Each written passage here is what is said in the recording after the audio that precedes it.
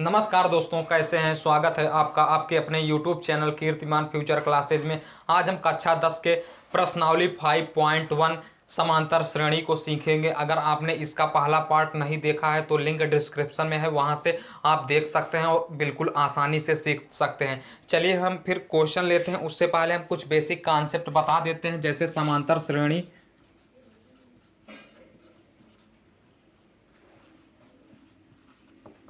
समांतर श्रेणी का व्यापक रूप होता है a plus d, a plus 2D, a plus 3D dot dot dot.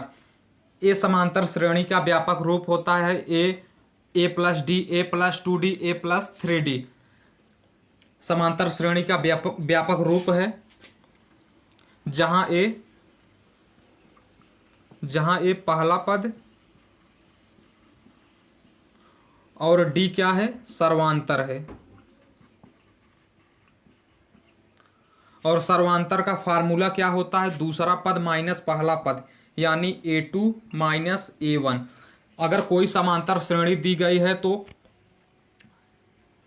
A1 A2 A3 dot dot dot, इसी के रूप में कोई समांतर श्रेणी दी गई होती है तो समांतर श्रेणी का सर्वांतर क्या होता है, D इज इक्वल टू होता है A2 माइनस A1। ये कुछ बेसिक कॉन्सेप्ट हैं, आप समझ गए होंगे। समांतर श्रेणी का व्यापक रूप होता है a plus d, a plus 2D, a plus 3D dot dot dot, जहाँ ए क्या है पहला पद और डी क्या है सर्वांतर A2 माइनस A1। अगर कोई समांतर श्रेणी दी गई है तो दूसरे में से पहला पद को घटाएंगे तो सर्वांतर आ जाएगा। यही कुछ बेसिक कॉन्सेप्ट है। चलिए हम क्वेश्चन के आधार पर हम आपको बताते हैं। जैसे हमारा पहला क्वेश्चन क्या दिया गया है, आप बिल्कुल ध्यान से समझिएगा। अगर आपने पहला पार्ट इसका नहीं देखा है तो लिंक डिस्क्रिप्शन में है, वहां से आप देख लेंगे और बिल्कुल आसानी से सीख जाएंगे। जैसे बोल रहा है, पहला पद है, यदि प्रथम पद और सर्वांतर दिए हों तब समांतर श्रेणी का प्रथम 4 पद लिखिए। यानी समांतर श्रेणी को हमको लिखना है। पहला क्वेश्चन दिया गया है ए इज इक्वल टू दिया गया है 10 और डी इज इक्वल टू दिया है 10। तो समांतर श्रेणी का व्यापक रूप क्या होता है,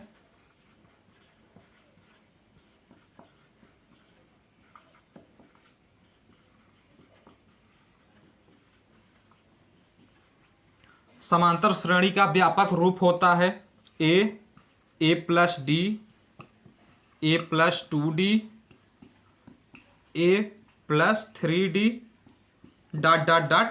यही क्या होता है, समांतर श्रेणी का व्यापक रूप होता है। क्या बोल रहा है, यदि प्रथम पद और सर्वांतर दिए हों तब समांतर श्रेणी का प्रथम 4 पद लिखिए, यानी 4 पद को लिखिए।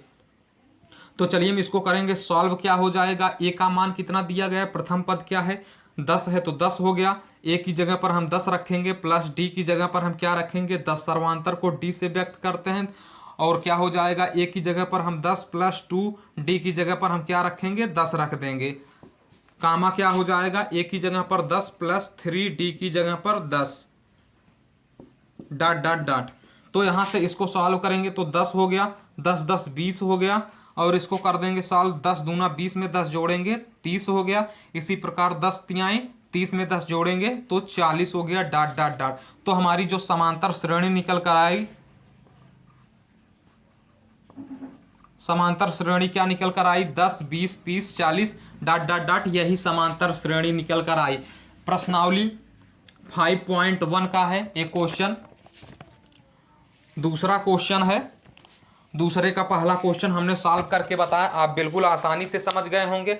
हमने किया कुछ नहीं, समांतर श्रेणी का व्यापक फार्मूला होता है a plus d, a plus 2D, a plus 3D dot dot dot. तो हमने ए की जगह पर क्या रख दिया 10 और डी यानी सर्वांतर क्या है, ए मतलब प्रथम पद और डी का मतलब सर्वांतर। तो हमने इसको रखकर सॉल्व कर दिया। हमारी समांतर श्रेणी क्या निकल कर आई 10 20 30 40। उम्मीद करते हैं आप बिल्कुल आसानी से समझ गए होंगे। चलिए फिर नंबर इसका दूसरा पॉइंट हम लेते हैं।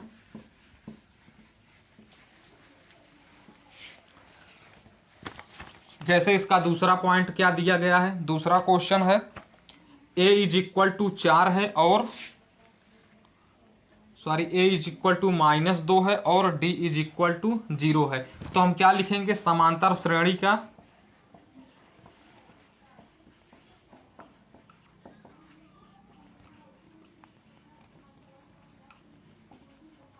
समांतर श्रेणी का व्यापक रूप क्या होता है? A plus d, a plus 2d, a plus 3d dot dot dot. यही क्या होता है? समांतर श्रेणी का व्यापक रूप होता है।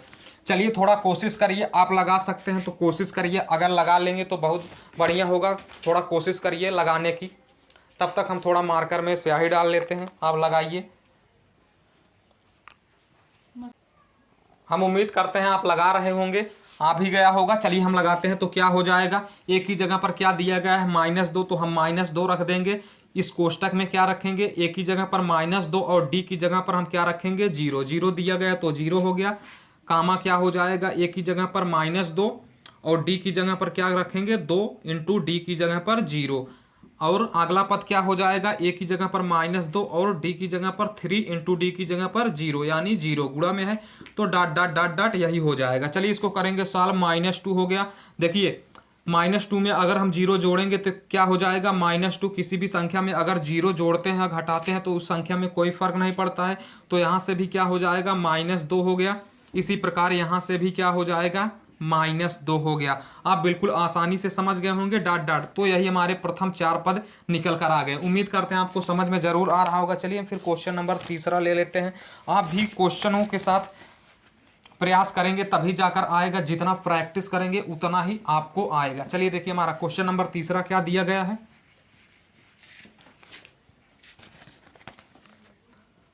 क्वेश्चन नंबर हम 3 ले लेते हैं। a = दिया है 4 और d = -3। तो समांतर श्रेणी का व्यापक रूप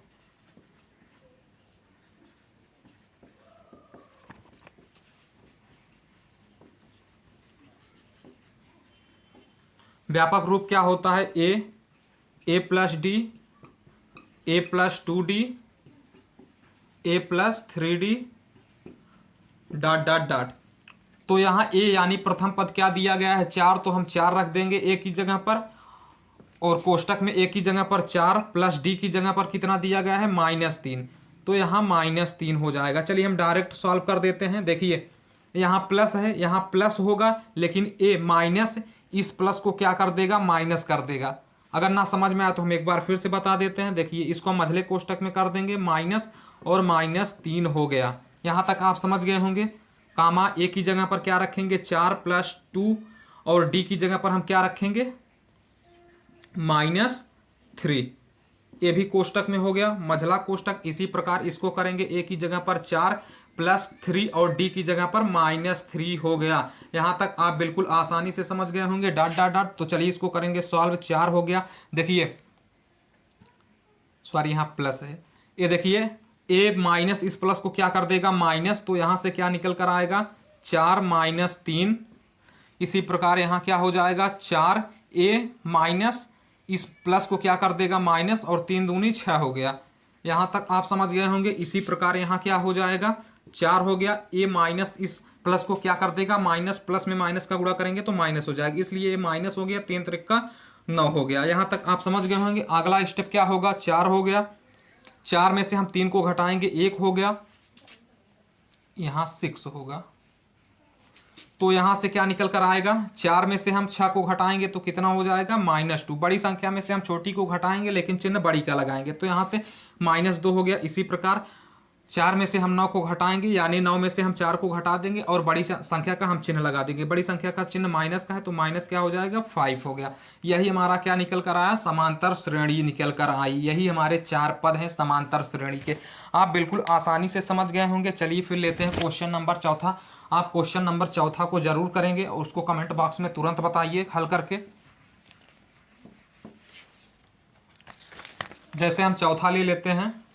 चौथा क्या दिया गया है? a = -1 और d = 1/2। यही दिया गया है, इसको आप करिए। सबसे पहले क्या करेंगे? समांतर श्रेणी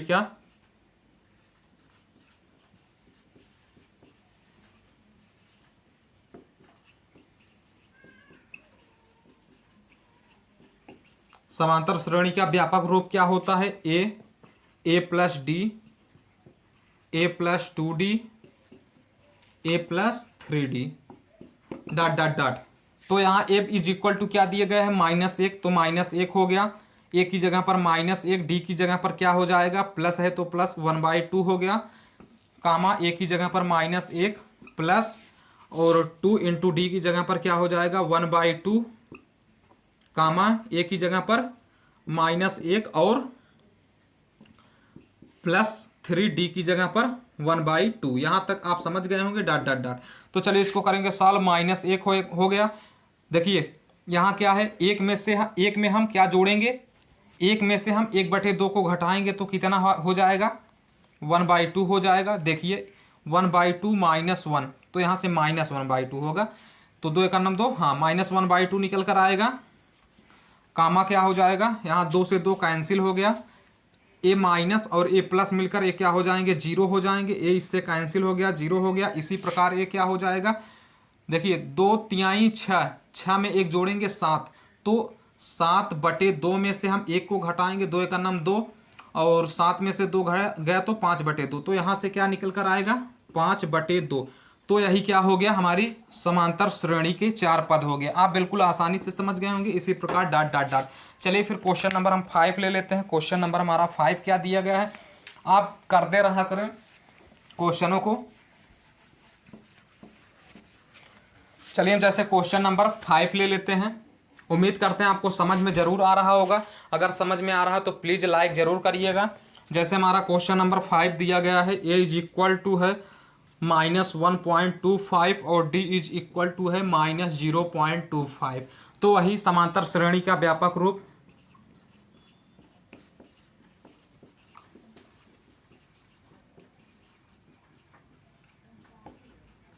समांतर श्रेणी का व्यापक रूप क्या होता है, a plus d, a plus 2d, a plus 3d। यही क्या होता है समांतर श्रेणी का व्यापक रूप। तो ए की जगह पर हम क्या रखेंगे -1.25, कामा हम क्या लिखेंगे कोष्टक में -1.25 और डी की जगह पर क्या लिखेंगे, ए माइनस इस प्लस को क्या कर देगा -0.25 हो गया। यहाँ तक आप समझ गए होंगे। अगले कोष्टक में क्या हो जाएगा, ए की जगह पर हम क्या रखेंगे -1.25, तो -1.25 हो गया। और क्या हो जाएगा, ए देखिए प्लस है, ए माइनस इस प्लस को क्या कर देगा माइनस, डी की जगह पर हम जब रखेंगे 0.25 तो इस माइनस ए प्लस को माइनस कर देगा। तो यहाँ से क्या निकल कर आएगा -0.25 और गुणे क्या हो जाएगा 2, क्योंकि यहाँ 2 से गुणा है तो ए 2 हो गया। अगला स्टेप क्या हो जाएगा, ए की जगह पर -1.25 और माइनस ए माइनस इस प्लस को माइनस कर देगा। 3d की जगह पर हम क्या रखेंगे 0.25, इसको रखेंगे। चलिए यहाँ तक आप समझ गए होंगे। अगला स्टेप हमारा क्या हो जाएगा, -1.25 हो गया, कामा देखिए -1.25 में से -0.25 घटाएंगे तो -1.50 हो जाएगा। इसी प्रकार इसको भी करेंगे सॉल्व। -1.25 ए हो जाएगा 0.50 हो जाएगा, इसमें कर देंगे जोड़ देंगे तो क्या हो जाएगा -1.75 हो गया, कामा हमारा क्या हो जाएगा, यहाँ से देखिए 1-1.25 इसका इसमें गुणा कर देंगे तो कितना हो जाएगा 0.75, मिलकर ये क्या हो जाएंगे -2 हो जाएंगे, 2.00। यहाँ तक आप समझ गए होंगे बिल्कुल आसानी से। तो हमारा क्या निकल कर आएगा, समांतर श्रेणी -1.25 कामा -1.50 कामा -1.75, इसी प्रकार -2.00। यही हमारी क्या निकल कर आएगी, समांतर श्रेणी। आप बिल्कुल आसानी से समझ गए होंगे। अगर आपको समझ में आ रहा है तो सब्सक्राइब शेयर जरूर करिएगा। चलिए फिर मिलेंगे किसी नेक्स्ट वीडियो में, तब तक के लिए टेक केयर। जय हिंद, भारत माता की जय।